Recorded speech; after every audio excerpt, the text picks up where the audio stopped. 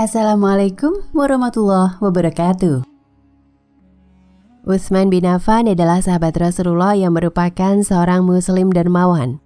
Sifat dan keteladanannya yang satu ini tidak lantas membuat harta serta kekayaannya berkurang, justru semakin menggiringnya pada kekayaan serta kemakmuran. Hal ini terbukti pada jumlah kekayaan yang diungkapkan melalui saldo rekening atas nama Utsman bin Affan. Sabda Rasulullah tentang kekeringan yang melanda umat Islam. Sifat dermawan Utsman bin Affan telah terbukti pada saat ia menjadi sahabat Rasulullah dan memecahkan berbagai persoalan yang tengah dihadapi umat muslim kala itu. Berbagai permasalahan kecil hingga perang menjadi prioritas utama Utsman bin Affan semasa hidup. Salah satunya yakni dengan memberikan sebagian harta kekayaannya untuk membantu umat Islam dikala mengalami musibah kekeringan. Kala itu umat Islam harus rela antri dan berdesakan untuk mengambil air dari sejumlah sumur yang dimiliki oleh seorang Yahudi dengan harga yang mahal. Persoalan ini lantas membuat Rasulullah bersabda, "Wahai sahabatku, siapa saja di antara kalian yang menyumbangkan hartanya untuk dapat membebaskan sumur itu, lalu menyumbangkannya untuk umat, maka akan mendapatkan surganya Allah Ta'ala." Hadis riwayat Muslim.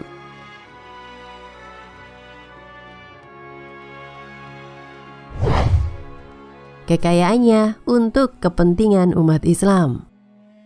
Melihat kenyataan yang menyayat hati dan mendengar sabda Rasulullah tersebut, Utsman bin Affan pun seketika ingin membeli sumur milik seorang Yahudi tersebut. Pada awalnya pemilik tidak mau menjualnya, lantas Utsman menawarnya untuk membeli separuhnya saja. Walau kepemilikan sumur dibagi dua, sehari untuk Utsman, sehari untuk orang Yahudi tersebut. Tergiur dengan tawaran mahal dari Utsman, orang Yahudi itu pun setuju dan sepakat menjualnya separuh. Setelah itu Utsman meminta umat muslimin untuk mengisi air di sumur tersebut buat kebutuhan 2 hari sekaligus. Alhasil, saat hari jatah kepemilikan orang Yahudi, tak ada satupun yang membeli air. Selang berapa lama dia akhirnya memutuskan untuk menjual sumur tersebut seluruhnya kepada Utsman.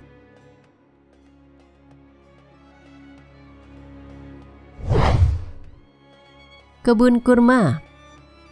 Tidak cukup di situ, kekayaan Utsman bin Affan justru semakin meningkat.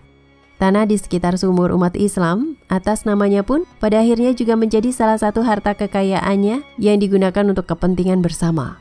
Hal tersebut terus dikembangkan dan menjadi perkebunan kurma hingga semasa pemerintahan kerajaan Utsmaniyah dan kini Arab Saudi. Kebun yang ditumbuhi sebanyak 1.505 pohon kurma serta seluruh hasil wakaf tersebut kini dikelola oleh Kementerian Pertanian untuk diberikan kepada fakir miskin dan anak yatim.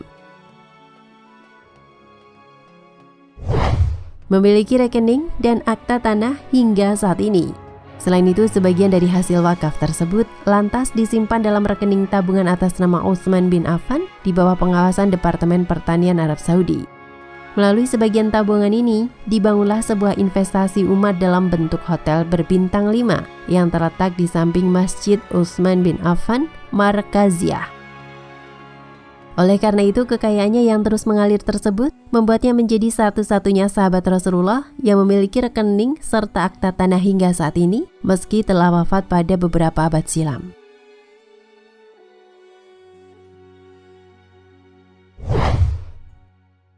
Isi saldo rekening kini 2 triliun rupiah lebih, bertambah 16 miliar rupiah tiap tahun.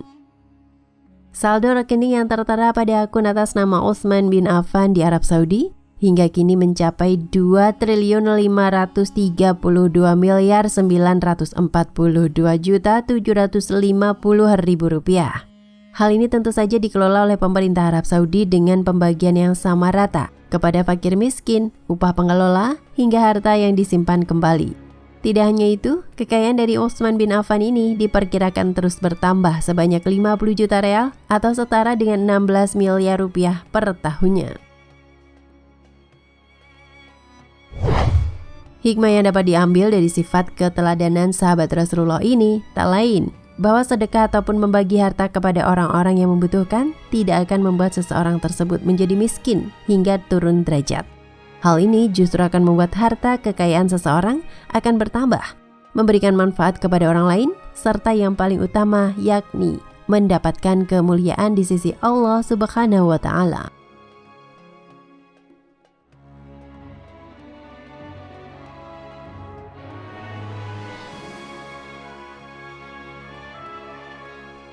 Nah, pemirsa Ensiklopedia Al-Fatih, sampai di sini perjumpaan kita kali ini. Semoga menginspirasi.